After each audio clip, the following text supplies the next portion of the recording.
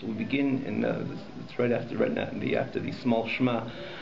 Towards the beginning of davening, you say Atu Acheleni B'Ha'olam, Atu Misheni B'Ha'olam. It means you are Hashem prior to creation, Atu Achasheni B'Ha'olam, Misheni B'Ha'olam, and you are the God after Hashem, after the world was created. What is that supposed to mean? Why would we think that God changed? Right? Before He created the world, there was one God, and you're the same God after He created the world.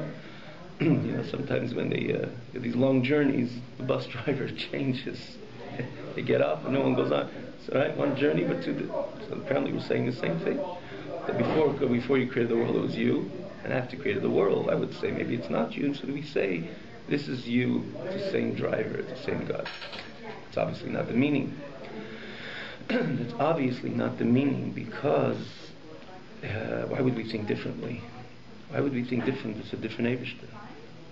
The answer is that just to understand when we say, for example, we spoke about this a few times. I don't know here if we spoke about it in length, but we probably mentioned it. So we say Shema Yisrael Hashem Elokeinu Hashem Echad. Hear, O Israel, Hashem is our God. Hashem is one. A similar question: what does it mean Hashem is one? To the exclusion that there's no two Hashem, there's no two gods. Is that what it means Hashem Echad? If you think about it, so who cares? Maybe one or two. So is that what we're protesting? Is that what we're proclaiming? And saying Hashem Echad, there's only one and there's not two? That's obviously not the message of Hashem Echad. Hashem Echad truly means that not there's one God, that everything we know about, everything which we come across, starting from the heaven and earth, which is, we know that it's indicated in the word Echad. Echad, the numerical value of the Ches is 8, which is the 7 heavens, the earth. The Dalet is the 4 sides of the world, which again encompasses all the entire world, and everything within it. What we proclaim in Hashem Echad, that this is all part of the Achdus Hashem, all part of God. Not that there's a God and that there's a world, and the Hashem is in charge and has authority over the world. Right away, you're saying that you're by that statement itself, you're indicating, you're demonstrating that the world kind of is on its own and Hashem is in charge. Similar to the Gemara says, or based on the pasuk. But it says Avraham Avinu, the pasuk of Avraham Avinu says Vayikra Sham b'Shem Hashem Keil Olam.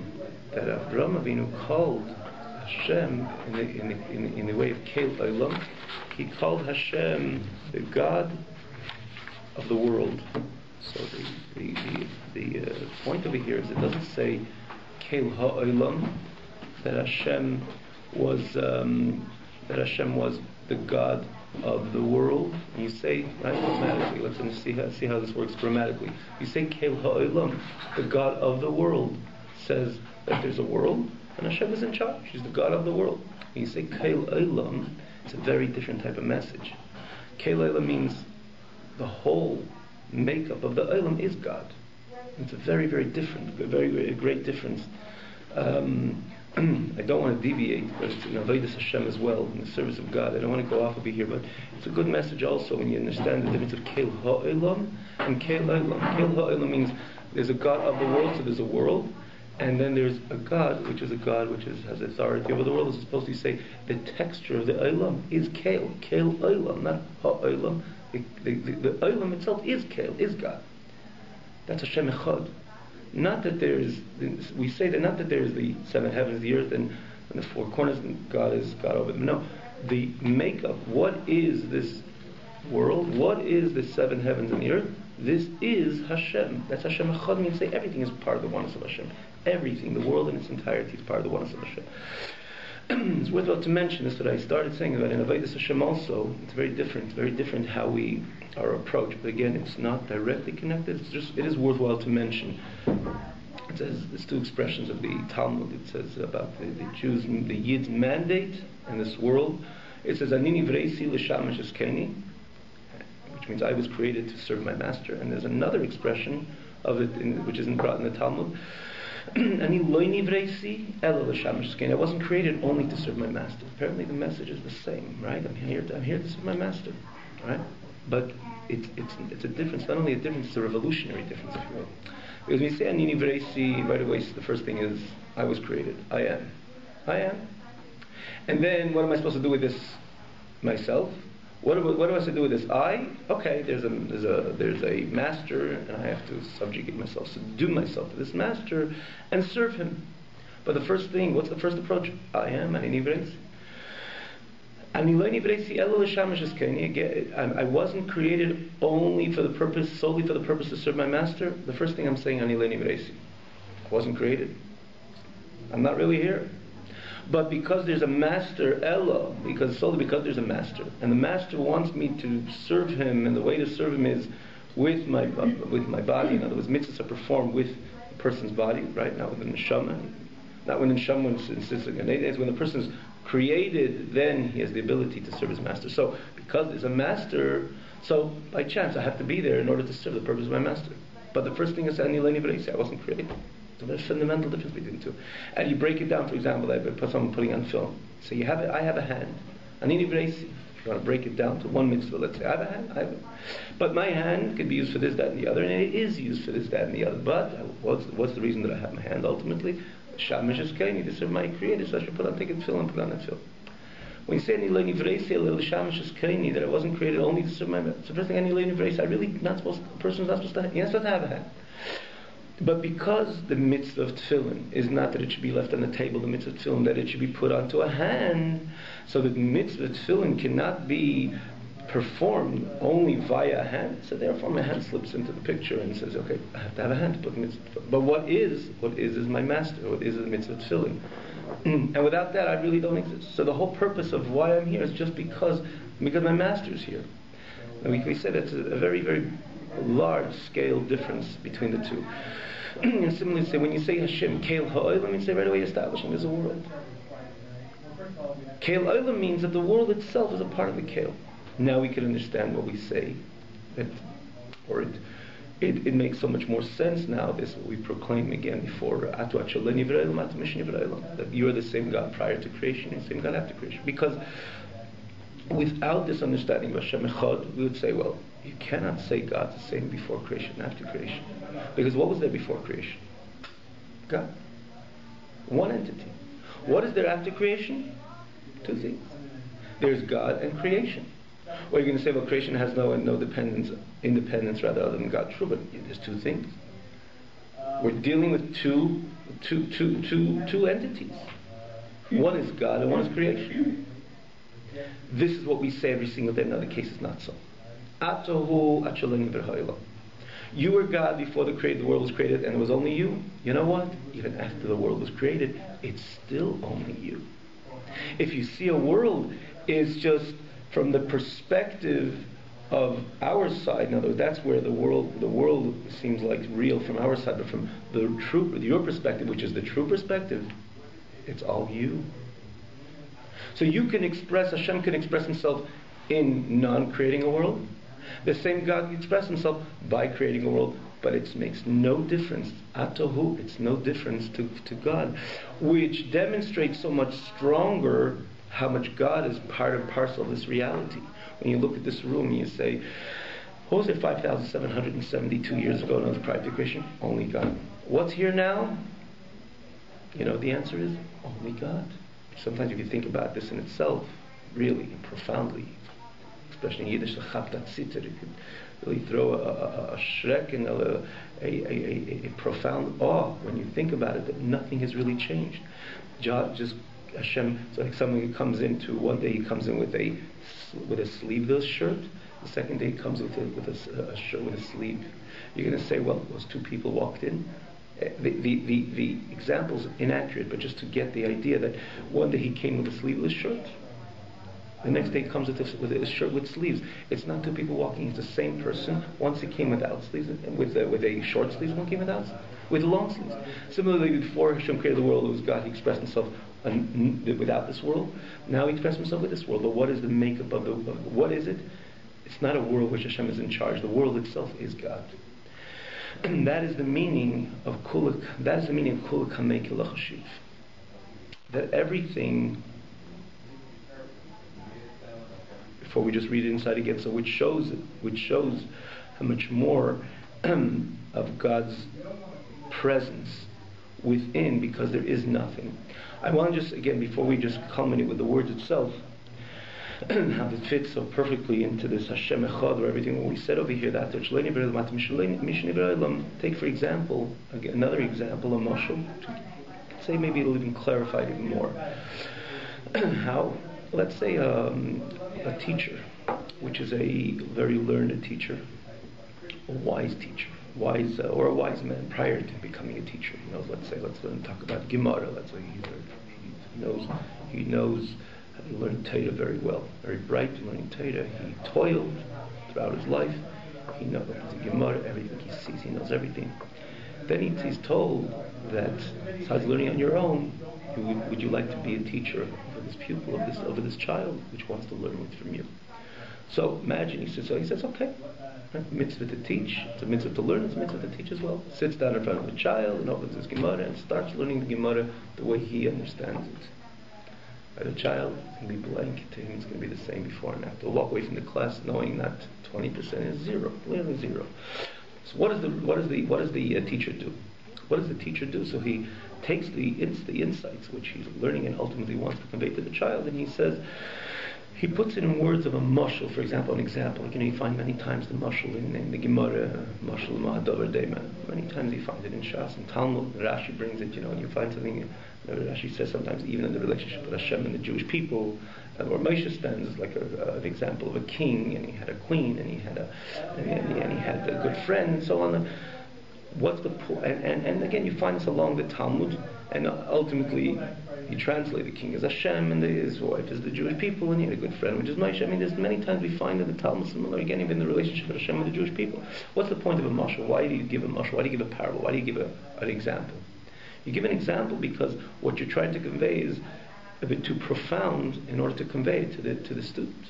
So you give a mashal, and the student understands the mashal, understands the story, because you're giving a story, you're giving an insight, which is the simple words that he can relate to. And then after that you say, it's not the point of the story. From the mashals, you understand the nimshal, the message you want to convey. So he takes the Gemara or whatever he wants to say, and he starts bringing it and dissecting it, and eventually taking these concepts which are in the Gemara and giving it over through an example, through parables. Via the parable, the child starts understanding the insight. So imagine, for example, someone walks into the room at the time and he sees this great genius saying a story, let's say, right? So in his mind, you can think, well, this great genius. If you never knew him before, you say, well, great storyteller. If he didn't know him in the past, that he's this great genius, which didn't waste his time on stories, he comes in and he says, well, this great genius became a storyteller, right? He was once a genius, now became a storyteller. The genius never became a storyteller. It's because he wants to convey something to the student. He wants to introduce the student to the deep and profound insights which he's involved and ultimately wants to convey. That's why he's giving a mashal. That's why he's giving an example. So, who looks at the teacher as a storyteller? So primarily the student. First interaction with the teacher. Here's a story. Or someone walks into the room, a bystander thinks a storyteller. From the perspective of the teacher, did anything change even one bit when before he said this mashal, this story, let's call it, right, this parable, which is in the context of a story? Did anything change one bit prior to him? Did he knew the Gemara less because he became a story? Because he gave it over as a story, or he gives this parable as a story? Not at all. To him, the concepts are as clear as before.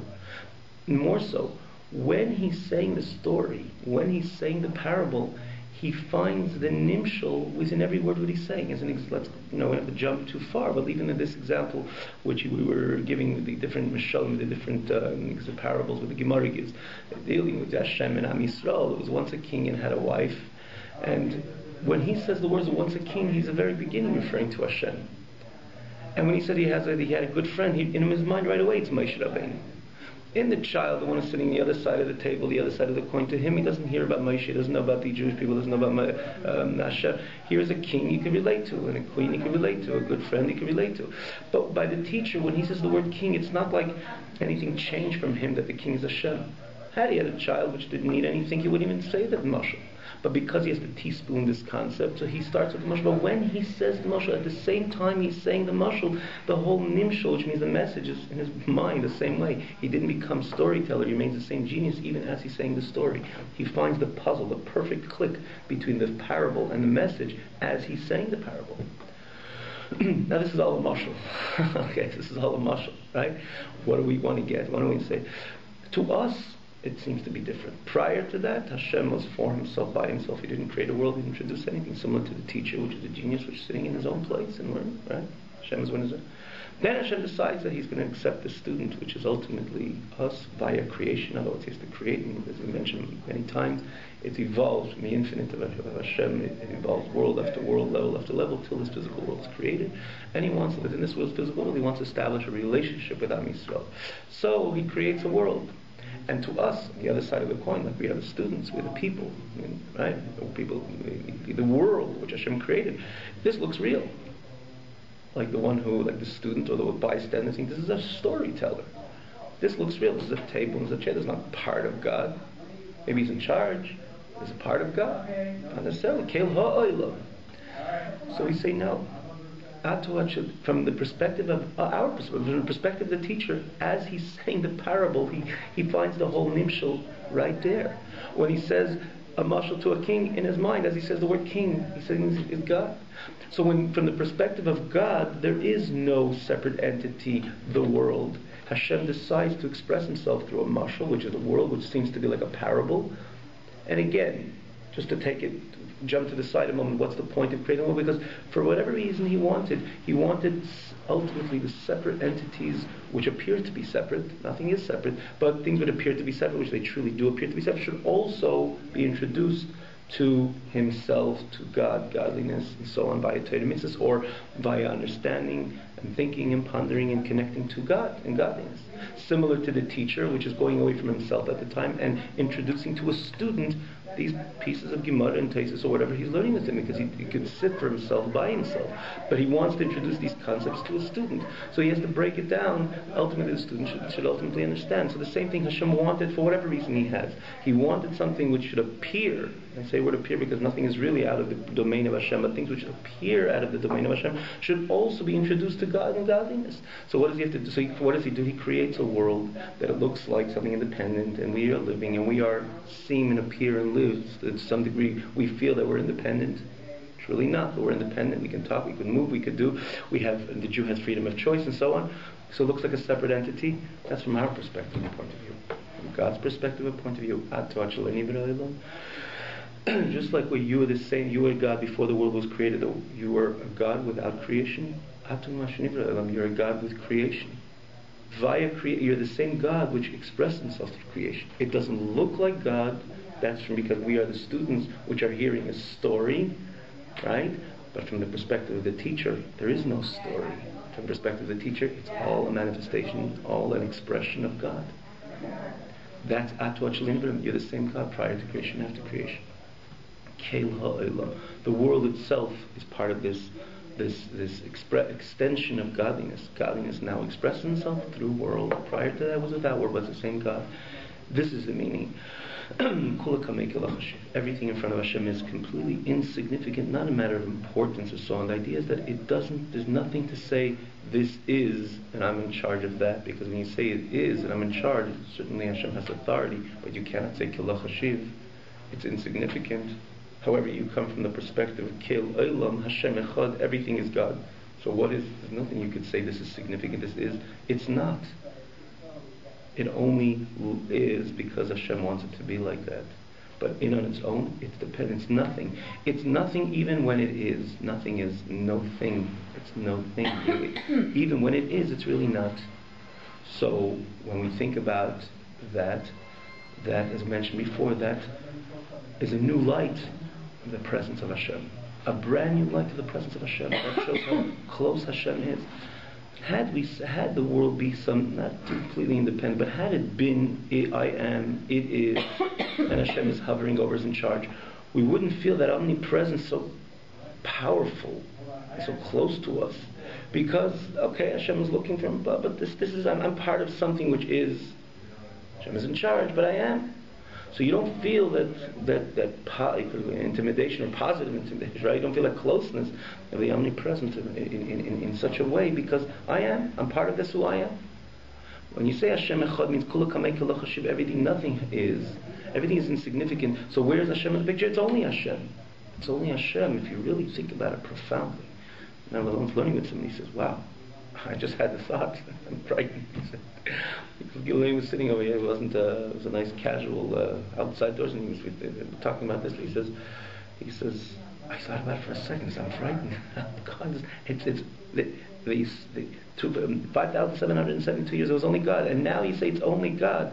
What would be if I felt the true reality of God? I would have been consumed into the infinite of God. If God would open up, it's like what would be with a child when he's trying to understand the Gemara. He would lose himself into the insight if he just revealed it as it is. Taisvis doesn't know what's this all about. He would lose himself as a person. So too, prior to creation, when Hashem didn't give this mashal, so to say, this mashal, we would all been, and we would have been consumed in the infinite. And for that matter, the world didn't exist. It was somewhere within the infinite of Hashem. And Hashem decides that it should be. But when we really think about this idea of Kula Kamei from the perspective of Hashem, it's nothing, right? So then it's only Hashem. It really, if you think about it profoundly, there's a certain awe which comes rushing through. And that's why he says, this is again the culmination of the third idea that Memala Kolam and Seva Kolam, which we spoke about last week.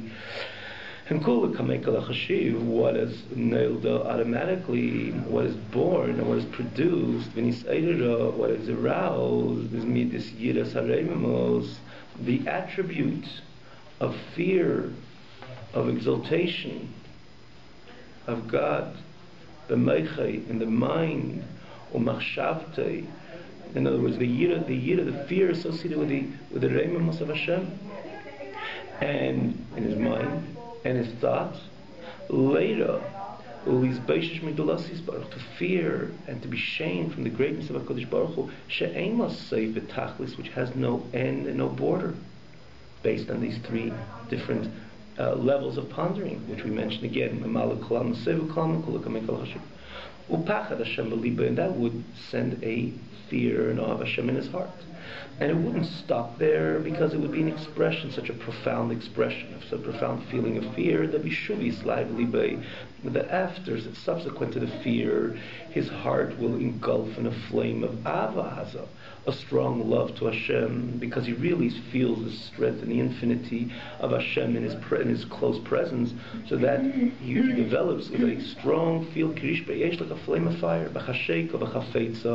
with a yearning desire, uchuka, which is again expression of desire, a soul which desires to the greatness of HaKadosh Baruch Hu, to the infinity of Hashem.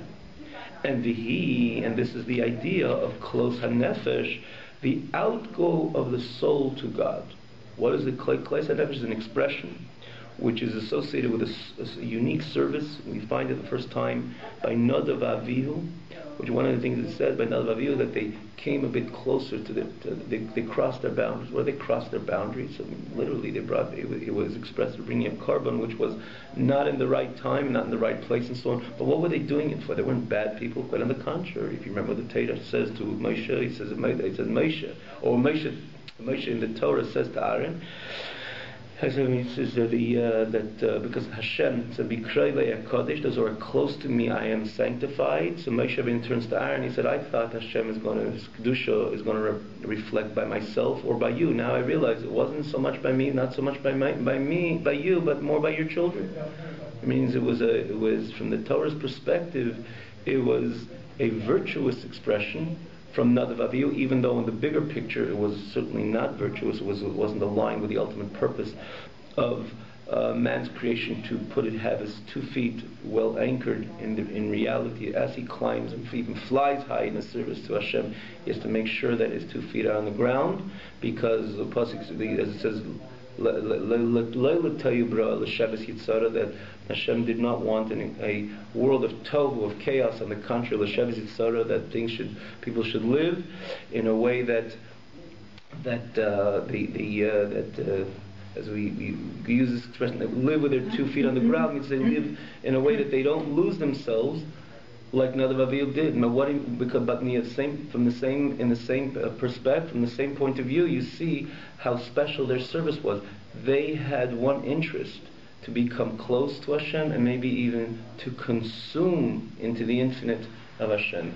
To consume into the infinite of Hashem is a total maximum expression, or a expression of a total love to Hashem. It just be like we say, a person loves another person, they want to be close to the other person.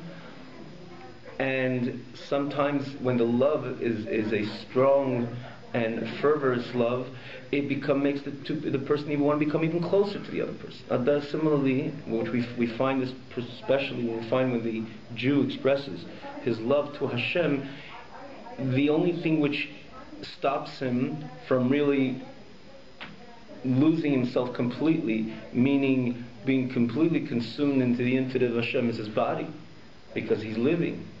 But there's people who are ready to go so far that forget about my body, leave it behind. I want to be part of this Ein Sof. I want to be part of this infinite of Hashem. And you know who? You know that this scenario was Nadav Avihu. They went to the extent that their bodies were so irrelevant that they were ready to leave their bodily desires, and more so the bodies themselves completely behind, and they would be consumed into the infinite of Hashem. That's a Veda of Klais HaNefesh. Is it a good thing? Conceptually, it's the best. Because if you think about it, in a microcosm, this is what we do in our service to Hashem in a whole. If you think about it, like what do we do every day? Hashem says, eat kosher. So from perspective of my body and my natural temptations, I'm open to eat anything. But I say, I push, again, because of my love to Hashem, I say no, I turn off this faucet of temptation in my body, say no, this you're not eating. And what about Chalav Yisrael? I love Hashem too much to say, forget about Chalav Yisrael. First of all, I find in halacha, by the way, now going to the halacha perspective, it's not a hidur Chalav Yisrael. No, we should not eat anything else other than Chalav Yisrael. But let's say someone who's climbing in his Avodas Hashem, he started from nothing, and he hears that Chalav Yisrael is what Hashem really wants. He loves Hashem too much to give into that temptation. So when he sees something, sure, the body is saying eat it, you're hungry, enjoy a good chocolate. I turn that off and I say, I don't care about you so much. I love Hashem too much more than I love you. And that's what pretty much we do around all our life. We say, Hashem says yes, so we push away our laziness or our temptations and lusts, and we say no, we're going to do it for Hashem. And similarly, when it comes to leisa, when Hashem says not to do, again, we maybe have an inclination to do it, but we say you're not doing it, so we close off a certain facet of our body and we say no, I fear Hashem, or I love Hashem too much. So the whole idea, if you want to encapsulate Torah mitzvah, this is what we're doing. We're coming closer and closer to Hashem and closing off different facets of our bodily needs, or needs, not necessarily the needs, our desires. But in the same token, we still have our bodies intact. And we eat a little bit also, and we sleep a little, and to some degree around the clock, we're pretty much giving a little bit to our body. Someone who loves Hashem more, closes more, he closes more facets, so to say, his bodily and maybe even animalistic temptations. Nadav Avihu are ready not only to close this facet and that facet, they're ready to leave their body behind completely. Let's get going. They went straight for Hashem, consumed. It says the body wasn't intact, and there was nothing really happened physical. It wasn't something physical. It was a full close HaNefesh. Their soul was completely consumed to the infinite of Hashem, and that was their purpose. This was the greatest delicacy and delight they could ever experience, which they did. What was the problem? So what was the problem? The problem was that Hashem wants us as high as we want to fly. We always got to remember that the purpose is to be here. The purpose is to be here because there's nothing in the bigger picture. There's no other connection to Hashem what a human being could have other than learning Torah and doing mitzvahs. It does not exist. What about a Yid in Gan Eden? A Yid in Gan Eden is close to Hashem, but he's not close to the essence of Hashem. What does the Gemara say? Nenim yiziva Shechina, from the ray of the Shechina. Where's the Shechina? In the pair of Tefillin. Where's the Shechina? In this mitzvah, shaking the lulav and esrog. That's where the essence of God is. He's nowhere to be found as much as he is. The ray of him exists in many, many different levels, and it's even felt maybe more in the supreme levels, right? Gan Eden or different higher words. Where is Hashem? Hashem is in that Mishnah, in that Gemara, in the Tanya. Learning Torah, even later we're going to see that even in Torah, between Torah and mitzvahs, Torah from a certain perspective and point of view is a greater union, even the mitzvahs. But now we're not differentiating the two. Torah and mitzvahs as a whole, this is the connection to God, to the essence of God. Not necessarily we feel it, but we know it. The famous story, I think, of the Tzemach Tzedek, that someone came into him and he was old age and he was like all twisted and turned. He was healthy, but his life, he felt it wasn't the life. His body was kind of out of shape because of his old age. He was all bent in. As people come into tzaddikim to ask for brachas, to live long, longevity, he came in to ask a bracha the opposite. He went to Tzemach Tzedek and he said, no. He came to the next day. So he became very serious and he gave him a stare. He looked at him. And he said, for him, his expression, petach. Petach means literally means fool, but the Rebbe doesn't say just fool, but it was an expression like to say just, sense of clarity. He said, did you put on tefillin today? He said, sure. So that was the end of the private audience. He realized that someone says tefillin you could put on right here. The moment you step to the next, you can't put on tefillin. You might feel that closeness to Hashem, but God is in the pair of tefillin. And therefore that was the error of Nadav Avihu. The day after they were consumed into the infinite of HaKadosh Baruch Hu, they could not put on tefillin. There's a problem with that. That's why in the bigger picture, it's not something positive. But if you look at it, you focus in on what their objective, what their goal was. Could you think of anything greater that a person is living a physical life and he figures out and he ponders on the greatness of Hashem to the extent that it's so real, godliness is so real to him and it's so tangible to him that he just wants to give it all, completely be connected because his love to Hashem is so vigorous and so much fervor that he's ready to let go everything, not only bodily desires, but the entire body and just become one with Hashem. Could one imagine how great, how special on it is its own merit? It's wonderful. It's not part of it. It's not appropriate. It's not positive when you look at the bigger picture. For the bigger picture, Hashem wants us to live and to perform mitzvahs down here in this world. But here, if you're talking from the virtuous perspective, could you think about anything? You can't think about anything greater. That's the way the Kleis HaNefesh. And for that matter, you see like it says, David HaMelech had these expressions. He didn't let go like Nadav Avihu, but at times, as long as we don't let go completely like Nadav Avihu, it's wonderful. Think about that's what davening is all about, right? I'm not putting on tefillin when I daven, I put on tefillin and I sit and daven. Because on its own, when we do have our 2 feet anchored on the ground and we do see the bigger picture that we're meant to be here and to continue in this physical world to perform Torah mitzvahs, and how crucial it is to make sure that we maintain and as long as we can, longevity, takarichas yam, in this physical world. But the beauty, when we do have our 2 feet on the ground, the beauty that from time to time, periodically, to express a genuine love to Hashem. When you think of anything greater than that, a Yid exercises a healthy davening. When you exercise a healthy davening, there's no greater pleasure in that you tune in to something which is spiritual, you tune into God's reality, truly, not because of a good shake or a jump. True davening is that a person tunes. It's not even measured in time. It's intimacy with the Almighty, meaning that he tunes in to the emes of Hashem. It's an incredible expression. So where we find this in Tehillim, David HaMelech, he like David HaMelech, overly everything about Tehillim is an expression of David HaMelech, his unique relationship he had with Hashem in many different ways. One of them was he didn't hold himself back. He said, "Nichsav v'gam kolsa nafshi." I desire, my soul yearns to you, Hashem.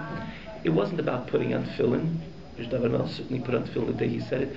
It was a feeling of God, the presence of God in the most healthy, palpable manner in the mind and the consciousness of David HaMelech. He said, hey, Hashem, I love you. My soul goes out to you. And he said in the other place, he brings another pasuk, my soul is thirsty to you, God. Another pasuk, he says, I'm thirsty to you, Hashem. That thirst is a unique expression that it means that the person feels godliness is so real by him that he's thirsty to God like someone is standing in the desert for 3 days, and what his imagination or whatever he thinks about one thing, get me to a faucet of water. I'm thirsty just to drink. That's what David HaMelech felt. This world as a physical world. He saw the truth, that the truth of it is Hashem's presence. But from the perspective of the world, it's so desolate. It has such an emptiness, the world on its own, without, again, the excitement of God, without the reality of godliness, or without the true reality of godliness, which ultimately will permeate this world. Again, we know Mashiach will come, the whole world will be permeated. But David HaMelech was saying that as he has his 2 feet on the ground, he's in a physical body, he knows the emes is God. He says, I'm thirsty to you. My soul is thirsty to you. Let me finish this line over here. This is the expression of a Jew, which his meichin, his mind, with his, in other words, his cognitive faculties figure out, because again you're talking about the cognitive faculties of the nefesh, the godly soul, which is a part of God. And because it's a part of God, when it has chachma, bina, wisdom, understanding, it intellectualizes on God and godliness, and thoroughly, it automatically and inevitably produces these feelings of fear, love, klais hanefesh, an outpour of thirst to God, which is again more an emotional, where a person, when he said that Sama Nafshi Likim, is subsequent